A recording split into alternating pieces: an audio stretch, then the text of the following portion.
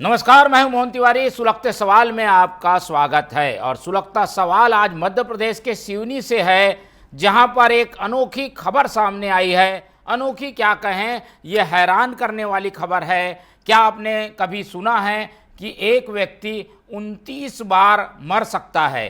जी हाँ, ऐसा हुआ है। सिवनी में सरकारी कागजों में तो यही नज़र आता है। ऐसा संभव नहीं है, लेकिन सरकार है, सिस्टम है, उसकी नज़रों में तो यही सही है। और इसीलिए ये पूरा मामला हम आपके सामने लेकर आए हैं। और आज सुलगता सवाल सिवनी से ही पूछेंगे कि आखिर ऐसा कौन सा व्यक्ति है जो 29 बार मर गया और उसके नाम पर मुआवजा ले लिया गया। क्या है ये पूरे मुआवजे का घालमेल, घोटाला, इस पे कौन दोषी है, इन्हीं सब मुद्दों पर बात करेंगे। पहले देखिए हमारी ये रिपोर्ट।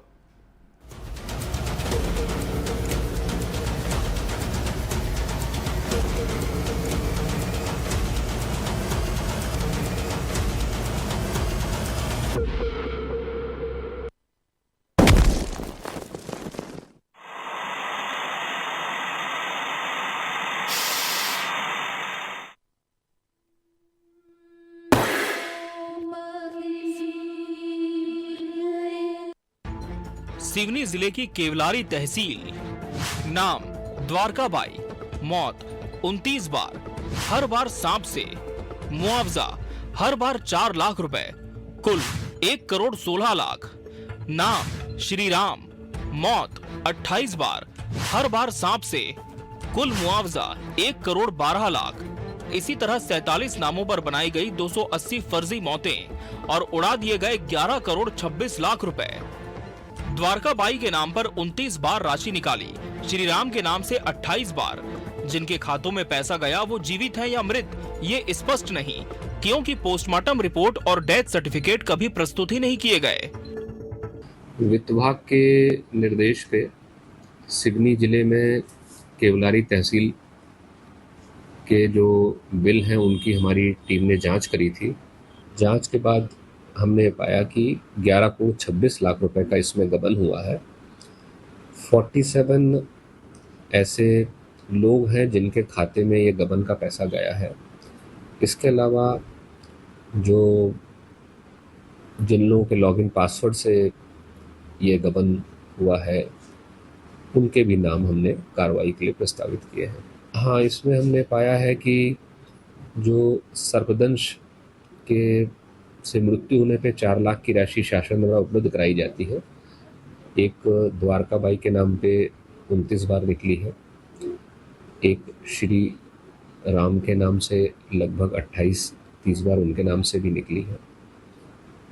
फर्जी देयक तैयार करके राशि का हरण किया गया है।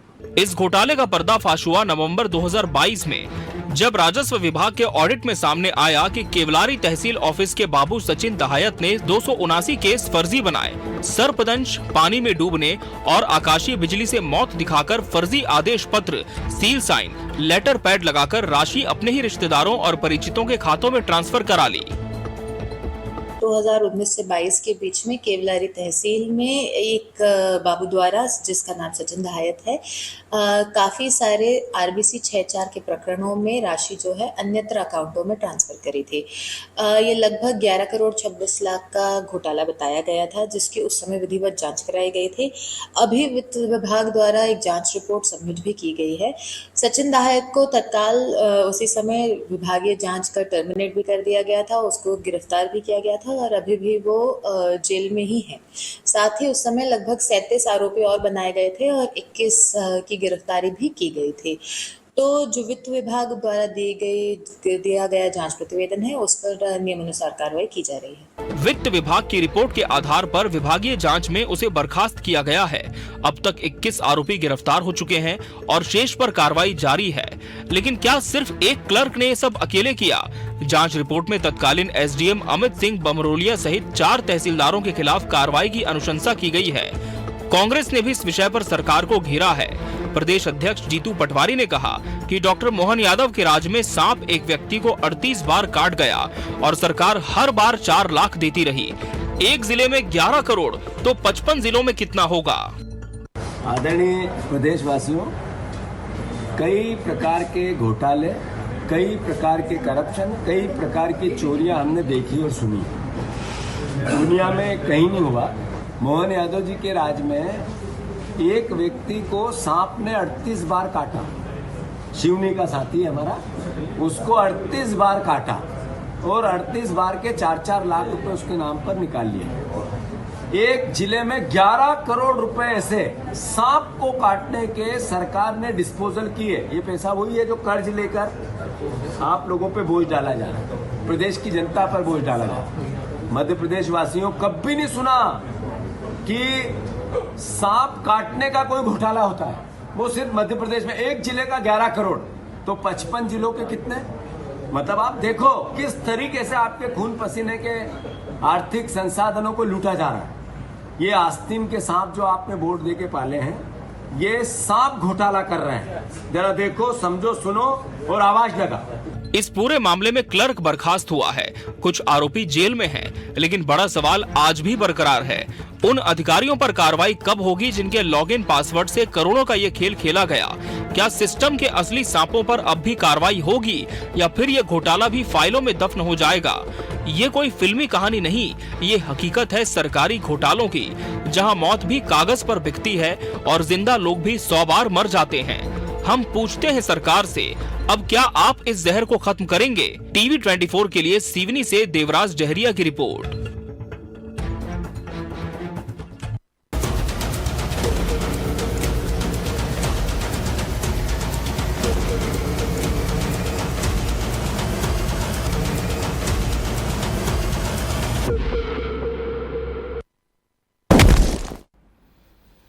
तो सांप ने भी नहीं सोचा होगा कि उसके नाम पर ऐसा बड़ा घोटाला हो जाएगा, और ये घोटाला पूरी सिस्टम का है, क्योंकि एक व्यक्ति ये घोटाला कर नहीं सकता, इसके लिए कड़ियाँ जुड़ी होने ज़रूरी है। और इसीलिए हम पूरे सिस्टम को दोष दे रहे हैं और बता रहे हैं कि जो मूल रूप से ग्रामीण हैं, जो कि इस तरीके के सर दंश की वजह से अपनी जानें खो देते हैं और उनके परिवारों को मुआवजा मिलना चाहिए, उन तक तो मुआवजा पहुंच ही नहीं पाता। वो अपने मृतक परिजन को लेकर सही जगह पर जा नहीं पाते जिससे कि उनको मुआवजा मिल जाए। लेकिन ऐसे लोग जिन्हें ये पूरी जानकारी है, पूरे सिस्टम का पता है, सब लोग मिलकर ये पूरा चक्रव्यूह रचते हैं और फिर सामने आता है ये सांप घोटाला। और इसीलिए इस पूरे मामले की पड़ताल करने का फैसला टीवी 24 ने लिया है और सुलगता हुआ सवाल हम लोगों के बीच लेकर पहुंचे हुए हैं।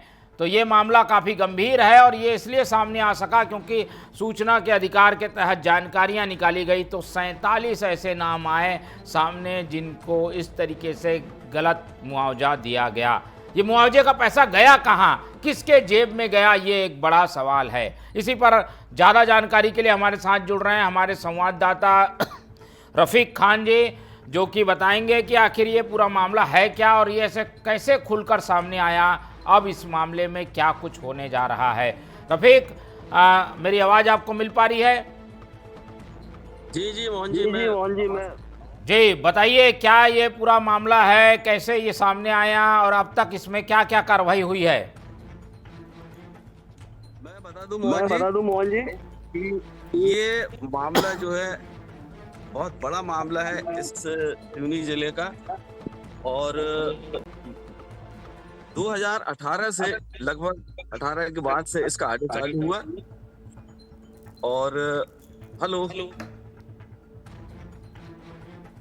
चलिए लाइव जुड़ने की कोशिश करेंगे रफीक से। फिलहाल उनसे संपर्क नहीं हो पा रहा है, सामने तस्वीर आएगी तो उनसे बातचीत करेंगे।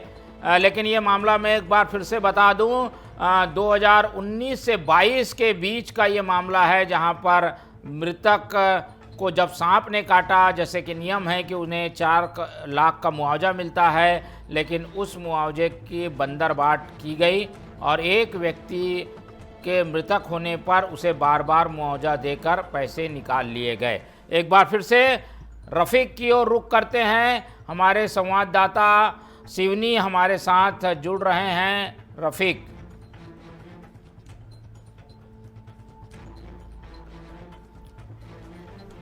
चलिए एक एक करके कुछ और परतों को खोलने की कोशिश करेंगे, हमारे संवाददाता हमारे साथ जुड़ेंगे, लेकिन उसके पहले हम आपको बता दें कि ये जो पूरा मामला है वो सिवनी जिले का है। हर जिले में इस तरीके का आपदा फंड होता है जो कि सर्पदंश के जो पीड़ित होते हैं उनके परिजनों को दिया जाता है। इसके लिए नियम बने हुए हैं, नॉर्म्स बने हुए हैं, पोस्टमार्टम रिपोर्ट ज़रूरी होती है ताकि इस बात की तस्दीक की जा सके कि संबंधित व्यक्ति को सांप ने ही काटा है जिसकी वजह से उसकी मौत हुई है। और ऐसे प्रकरणों पर जब मुआवजा मिलता है, इस बात की जानकारी कुछ लोगों को हुई तो उन्होंने एक व्यक्ति के नाम पर बार बार उनके नाम का जिक्र करके उनकी पोस्टमार्टम रिपोर्ट को आधार बनाकर मुआवजा ले लिया। और ऐसा 29 बार हुआ जिसकी वजह से करीब 11 करोड़ की ये बंदरबाट की खबर सामने आई है। रफ़ीक खान हमारे साथ जुड़ रहे हैं, उनसे संपर्क करने की कोशिश करते हैं। रफ़ीक से जुड़ते हैं और जानते हैं कि रफ़ीक क्या कह रहे हैं, पहले उनसे बातचीत करेंगे।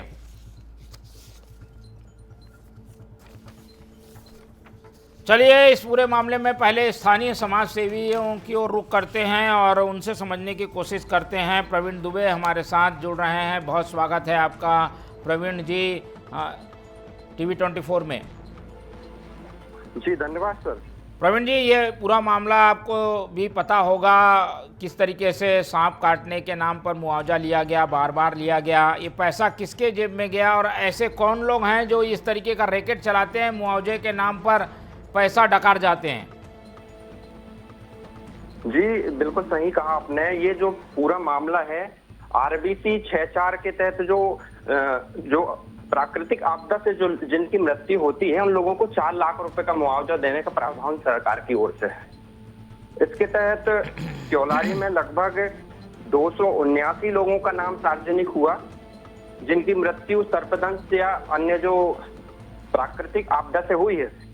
परंतु बड़ा मामला जब सामने आया, जब जांच के दौरान जो जांच अधिकारियों ने पाया कि ये जो 279 लोगों का नाम इस सूची में है वो जीवित अवस्था में है, या ये कहें कि इन लोगों को मृत दिखाकर सरकारी आंकड़ों को बढ़ाकर करोड़ों रुपए का भ्रष्टाचार कर दिया गया जी। और सबसे बड़ा सवाल ये उठता है सर कि इस पूरे मामले में केवल एक बाबू को आरोपी बना के उसको जेल भेज दिया गया, परंतु इसके साथ में जो एसडीएम, तहसीलदार और इसमें जो सबसे बड़ी बात यह है कि जो ट्रेजरी के जो अधिकारी होते हैं, जो जिनकी जवाबदारी होती है, जो इन पूरे ऐसे मामलों को जांच करके और जो रुपए आहरित करते हैं, ऐसे लोगों का नाम कहीं ना कहीं जांच में दबा दिया गया है।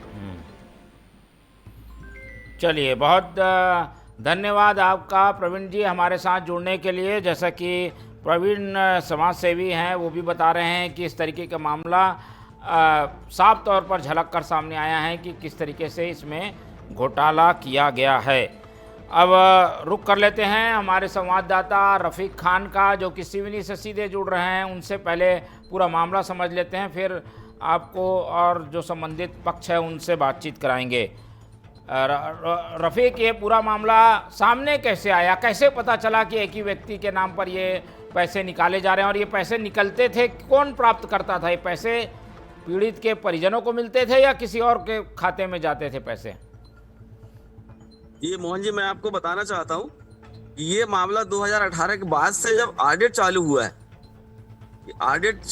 है, तो उस समय भी धीरे धीरे करके टीवी 24 की जो हमारी टीम जो है पड़ताल में धीरे धीरे करके जब मामला जब उजागर हुआ तो हम भी इस मामले के अंदर घुसे। तो पता चला ऑडिट में जब धीरे धीरे पता चलते गए कि ये एक ही व्यक्ति को 10 बार काट दिया, फिर 15 बार काट दिया सर्प ने, फिर 20 बार काट दिया। तो ये ऑडिटर जो लोग थे, जो ऑडिट कर रहे थे, वो भी चौंक गए, चौकन्ने हो गए, हैरान हो गए कि आखिर ये मामला ऐसा कैसे एक ही व्यक्ति को 10 बार, 20 बार, फिर 25 बार काट दिया। और ये राशि जो निकाली गई है वो राशि एक ही व्यक्ति के खाते में बार बार गई है। तो ये लगातार ये मामला धीरे धीरे करके सामने आया मोहन जी। जी, अब इसमें क्या केवल क्लर्क पर कार्रवाई करके मामले की तीसरी कर दी गई है या जांच को आगे बढ़ाया गया है? क्योंकि कई लोग इससे जुड़े होंगे इस पूरे प्रकरण में। तो जी बिल्कुल, इसमें अभी ये मामला रुका नहीं है, मामले की जांच जारी है। अभी जबलपुर कमिश्नर के यहाँ इसकी जांच अभी जारी है और अभी एक जांच की एक फाइल जो है जिला कलेक्टर सिवनी को भी सौंपी गई है, उसमें बारीकी से जो है जांच अभी जारी है। जी चलिए, जांच तो इस पर जारी है, लेकिन साफ नज़र आता है कि कहीं ना कहीं सिस्टम में गड़बड़ी है और सिस्टम में ऊपर से नीचे तक लोगों को इस बात की ज़रूर जानकारी होगी कि एक व्यक्ति के नाम पर कैसे वसूली की गई है। आप हमारे साथ रफ़ीक जुड़े रहिए। हम रुक कर लेते हैं स्थानीय निवासी जो समाज सेवी हैं पवन यादव सिवनी के, उनसे समझने की कोशिश करते हैं, क्योंकि ये आम लोगों के अधिकार पर एक तरीके से डाका है। जो सर्पदंश झेल रहे हैं उन परिवारों के पैसे की बंदरबाट हुई है। पवन यादव जी हमारे साथ जुड़ रहे हैं, बहुत स्वागत है आपका टीवी 24 में। यादव जी जी नमस्कार सर। जी, ये प्रकरण हम आपको बता रहे हैं कि भाई देखिए, जिलों में तो मुआवजे का पैसा आता है और प्राकृतिक आपदा के नाम पर ये पैसे मिलते भी हैं, लेकिन क्या हुआ है सिवनी में और ये इतने दिन तक कैसे चलता रहा कि 11 करोड़ निकल गए और लोगों को पता भी नहीं चला? देखिए सर, सबसे बड़ी बात है कि सरकार की जो जन कल्याणकारी नीति होती है कि किसी को क्षति हो जाती है आरबीसी 64 में, उनको 4 लाख की एक राहत राशि दी जाती है। परंतु यहाँ पर प्रशासन की मिलीभगत से और एक अदना सा बाबू इतने बड़े कांड को कर लेगा, ये सबसे बड़ी संदेह की बात होती है। कहीं ना कहीं इसमें बड़े स्तर के अधिकारी शामिल हैं, जिनको बचाने के लिए, बड़े मगरमच्छों को बचाने के लिए छोटी मछली को फंसा दिया गया है। इसमें तो नामजद 45-46 लोगों के खाते में पैसे आए हुए हैं, लेकिन वो फर्जी तौर पे जो पैसे पहुंचे हुए हैं उस पर अभी तक भी प्रशासन कड़ी कार्रवाई नहीं कर पा रही है और जो बड़े अधिकारी हैं उनको बकायदा अभी तक छोड़ के रखी हुई है। जबकि होना ये था कि जो गरीब को जिनको हक मिलना चाहिए था पैसे का, वो पैसे उन तक नहीं पहुंचे गए हैं। और दूसरी बात में कि गलत खातों में पैसे पहुंचा के शासन को करोड़ों रुपए की क्षति पहुंचाई गई है। बिल्कुल। और क्या इसमें कुछ शिकायत हुई है क्या इस पूरे प्रकरण को लेकर अब तक? जी हाँ सर, सबसे बड़ी बात है कि इसके जैसे ही इसका ऑडिट हुआ है, ऑडिट के बाद में जो निकल के आया था कि यहाँ पे कुछ खामियां हैं, तो ऑडिट यहाँ के जो तत्कालिक यहाँ तहसीलदार थे हरीश लाल वानी जी तहसीलदार, उनके द्वारा नामजद रिपोर्ट लगाई गई थी। उसके बाद में अभी जो लेखाकार जो है, इनके ऑडिट टीम के द्वारा भी एक बड़े स्तर से जांच की गई, तो उसमें ये पता निकल के आया है कि सर्वदंश के नाम पे और अन्य जो है कि कोई मृत्यु हो गई, कुछ हो गए, इसके माध्यम से अलग अलग माध्यम से जो फर्जी तौर पे पैसे निकाले, जबकि वो लोग अभी जीवित हैं। जैसे हमारे यहाँ चंद कुमार जी हैं, वो उनको 19 बार सांप ने काट के शो करके अलग अलग खातों में पैसे पहुंचाए गए हैं। तो उसमें तो अलग बड़े स्तर में तो यहाँ पे हुआ है। यहाँ तक कि नेशनल मीडिया में, आपके भी लोकप्रिय मीडिया के माध्यम से ये मैटर तो निकला हुआ है, परंतु उसमें जो कार्रवाई निकलना था या जो रिकवरी होना था वो अभी तक ऐसा कुछ निकल के नहीं आया है। इसलिए संदेह तो बना हुआ है सर अभी। चलिए, बहुत धन्यवाद पवन यादव जी। और उनकी बातों से साफ समझ में आता है कि कहीं ना कहीं इसमें बड़े लोगों की भी भूमिका थी, जो कि अभी खुलकर सामने नहीं आई हैं, लेकिन जांच में सारे तथ्य सामने आएंगे। केवल बलि का बकरा एक क्लर्क को बना दिया गया है। बहुत धन्यवाद आपका यादव जी। अब रुक कर लेते हैं रमाशंकर महोबिया, जो कि कांग्रेस के नेता हैं स्थानीय, वो क्या कहते हैं, क्योंकि हमने जीतू पटवारी को तो सुना कैसे वो इस मुद्दे को उठा रहे हैं, लेकिन कांग्रेस स्थानीय स्तर पर इस पूरे मसले पर क्या कर रही है जानते हैं। रमाशंकर जी से बहुत स्वागत है आपका। रमाशंकर जी टीवी 24 में। जी बोल रहा हूँ, रमाशंकर महोबिया बोल रहा हूँ। जी जी बोलिए महोबिया जी, क्या ये पूरे प्रकरण में अब कांग्रेस करेगी? जीतू पटवारी जी ने तो प्रदेश स्तर पर ये मुद्दा उठाया है, स्थानीय स्तर पर आप लोग कैसे इस मुद्दे को जिंदा रखेंगे और जो दोषी हैं उन्हें सजा दिलाएंगे? जी, ये पूरा प्रकरण जो है साहब कोरोना काल से संबंधित मामला है।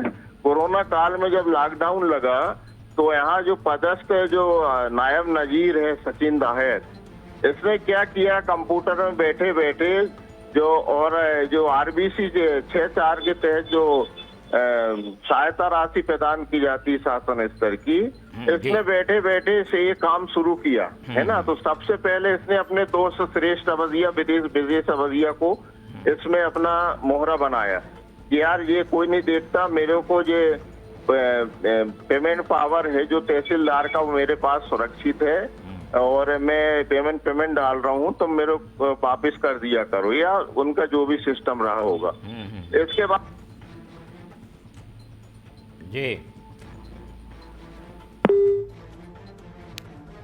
चलिए महोबिया जी से संपर्क करने की फिर से कोशिश करेंगे, लेकिन ये जो पूरा प्रकरण है वो साफ बताता है कि किस तरीके से लोगों ने ये पैसे में एक सिस्टम साजिश के तहत एक काकस बनाकर इस पैसे की लूट की है। एक बार फिर से रफ़ीक की ओर चलते हैं, रुक कर लेते हैं रफ़ीक खान हमारे संवाददाता का।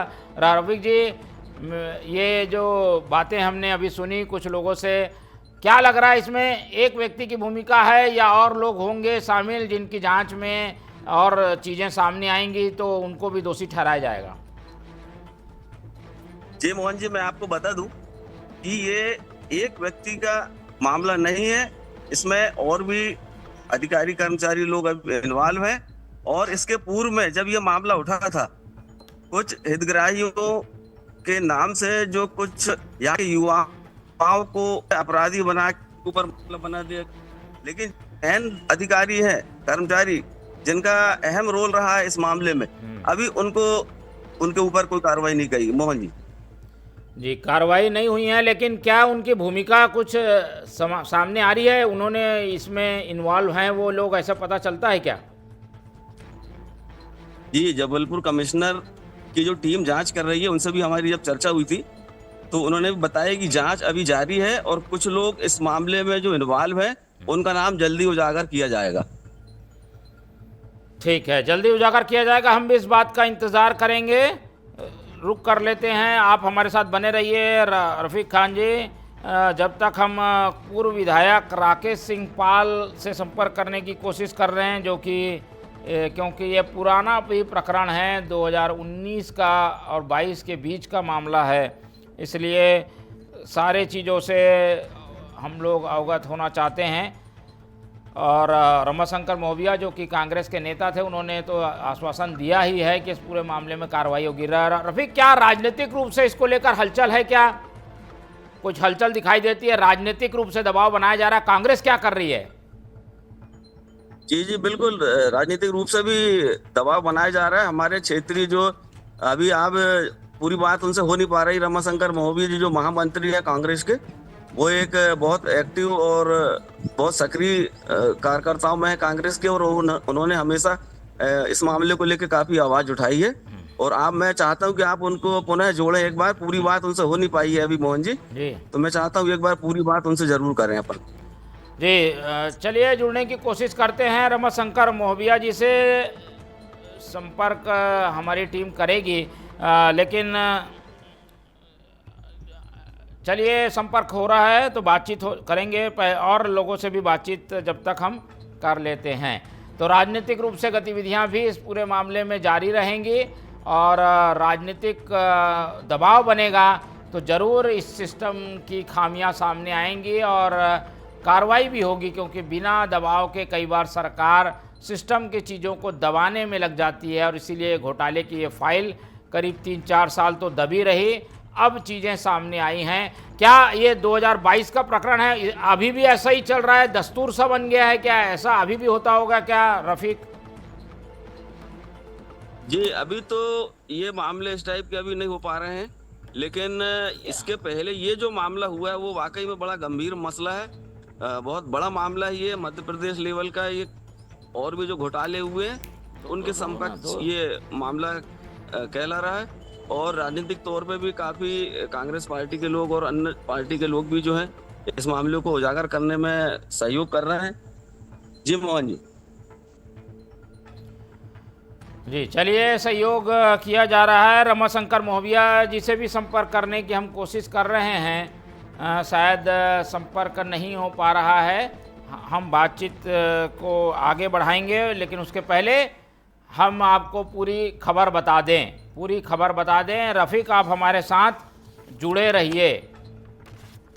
रफ़ीक हमारे साथ जुड़े रहिए, तब तक हम पूरी खबर एक बार फिर से आपको बता देते हैं कि ये जो पूरा प्रकरण है वो सिवनी में सामने आया है, जहां पर एक व्यक्ति के नाम पर 29 बार मुआवजे की रकम ले ली गई, और इस तरीके से करीब जिले में 11 करोड़ जो मुआवजा है उसके बंदरबाट हो गई है। और ये एक ज़िले का प्रकरण सामने आया है। बाकी ज़िलों में भी इस तरीके की स्थितियां हो सकती है, इसलिए जांच की ज़रूरत बनी हुई है। लेकिन ऐसे लोग जो कि इस पूरे प्रकरण में इन्वॉल्व हैं वो हमेशा बच जाते हैं। केवल छोटे जो लोग हैं, क्लर्क स्तर के जो लोग हैं, उन पर कार्रवाइयाँ हो जाती है और वही कुछ इस प्रकरण में भी हुआ है। हमारे साथ जुड़ रहे हैं रणजीत सिंह ठाकुर, जनपद पंचायत के अध्यक्ष हैं। उनसे बातचीत करते हैं और जानने की कोशिश करते हैं कि ऐसे प्रकरण उनकी निगाह में भी हैं क्या। बहुत स्वागत है आपका रणजीत जी। जी बहुत बहुत धन्यवाद। रणजीत जी, ये देखिए सिवनी का हम प्रकरण बता रहे हैं कि एक महिला के नाम पर इतने पैसे उसकी मौत को बार बार बताकर ले लिए गए। क्या लग रहा है इस पूरे मामले में कौन दोषी है और क्या इस पर कोई कार्रवाई के लिए आप अनुशंसा करेंगे? बिल्कुल, इसकी कार्रवाई के लिए मेरे द्वारा उच्चाधिकारियों को पूर्व में भी जब इसका पर्दाफाश हुआ था तब भी इसकी कठोर कार्रवाई की मांग की गई थी। और निश्चित रूप से बिना जिम्मेदार अधिकारियों के एक नायब नाजिर के द्वारा ये घोटाला किया जाना निश्चित रूप से असंभव प्रतीत होता है। कहीं ना कहीं यहाँ पर तहसीलदार या जो भी प्रभारी तहसीलदार के रूप में जो भी उस समय कार्यरत थे, उनकी 100% मिली भगत है। और मैं फिर आपके चैनल के माध्यम से ये बात रखना चाहूंगा कि ऐसे दोषियों पर बिल्कुल भी कोई रहम न दिखाते हुए जो शासन के राशि का जो बेजा दुरुपयोग कर रहे हैं, शासन की राशि को तो चूना लगा रहे हैं, ऐसे लोगों के ऊपर कठोर से कठोर कार्रवाई की जाना चाहिए। वैसे भी भारतीय जनता पार्टी की सरकार भ्रष्टाचार पर जीरो टॉलरेंस की नीति पर कार्य करती है, इसलिए सक्षम जो अधिकारी है और जो जनप्रतिनिधि हैं, इनको इसको संज्ञान में लेकर मैं कठोरतम कार्रवाई। वसूली होगी क्या? ये जो पैसा दे दिया गया उसकी वसूली होगी क्या? वसूली तो होना चाहिए अब, किंतु पूरा सारा मामला जो है शासन और प्रशासन के हाथ में है, इसलिए कार्रवाई बहुत ही मंथर गति से चल रही है। और कहीं ना कहीं ये जो है इस पूरे प्रकरण में लीपापोती के स्पष्ट जो है नजर आ रही है कि इस मामले को लीपापोती करके दबाने का प्रयास किया जा रहा है। चलिए, बहुत धन्यवाद रणजीत जी हमारे साथ जुड़ने के लिए। रमाशंकर मोहबिया जी हमारे साथ जुड़े हुए हैं, उनसे टिप्पणी ले लेते हैं। रमा जी, मेरी आवाज़ मिल पा रही है आपको? जी जी जी जी, अब कांग्रेस क्या करेगी? ये प्रकरण सामने आने के बाद स्थानीय स्तर पर कुछ आंदोलन या दबाव की रणनीति रहेगी क्या आप लोगों की? देखो सर, इसमें क्या है, ये 22 का मामला 15/11/22 को ये उजागर हुआ था। उसमें FIR सभी लॉन्च हो गई हैं और उसमें जो दोषी है तीन लोग उसमें मुख्य दोषी पाए गए हैं। एक सचिन दहाड़ करके है और उसके 2 दोस्त हैं, श्रेष्ठ अवधिया, विशेष अवधिया, जिन्होंने यह पूरा षड्यंत्र रचा है। और निश्चित तौर पे इसमें कुछ अधिकारियों का भी हाथ है, तो वे अधिकारियों को पकड़ना चाहिए। और कि इतने बड़े DOD पावर एक नायब नजीर को किस अधिकारी ने दिया और किसके संरक्षण में इतना बड़ा घोटाला हुआ, और इसमें निर्दोष लोगों के खाते में पैसा डाल करके पैसा वापिस श्रेष्ठ अवधिया, विशेष अवधिया ने लिया है। ये पूरा पैसा सचिन दायक, श्रेष्ठ अवधिया, विशेष अवधिया से वसूल किया जाना चाहिए। चलिए, तो बहुत धन्यवाद आपका रमाशंकर जी। और जैसा कि हम बता रहे हैं कि इस पूरे प्रकरण में केवल 1-2 लोगों की संलिप्तता नहीं, पूरा सिस्टम कहीं ना कहीं गड़बड़ है। और इसका असर ये होता है कि जो लोग इसके हितग्राही हैं, जिनको ये पैसा मिलना चाहिए, उन तक ये पैसा नहीं पहुंचता।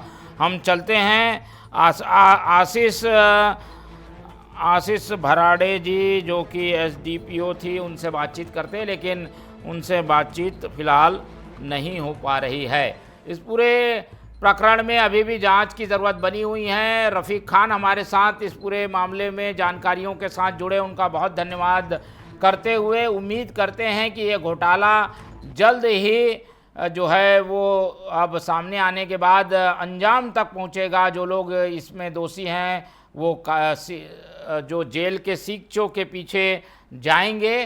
फिलहाल कुछ कार्रवाइयाँ जरूर की गई हैं, लेकिन ये सबक है उन लोगों के लिए जो इस तरीके का षड्यंत्र रचते हैं। और कुछ जिलों में और ऐसी शिकायतें हैं, उन पर भी ऐसी तत्परता से ध्यान देने की ज़रूरत बनी हुई है। तो सांप के नाम पर डसता सिस्टम अगर हमें डस रहा है तो उससे बचने के उपाय भी हम सबको करने हैं। इसलिए आप सब भी जागरूक रहिए और प्रशासन से हम खास उम्मीद करते हैं कि वो भी जागरूक बने। फिलहाल आज सुलगते सवाल में इतना ही। अगली बार नए सुलगते सवाल के साथ आपके सामने होंगे हाजिर। तब तक दीजिए मुझे इजाज़त और देखते रहिए आप लोग TV 24। रखिए अपना बहुत ख्याल। नमस्कार।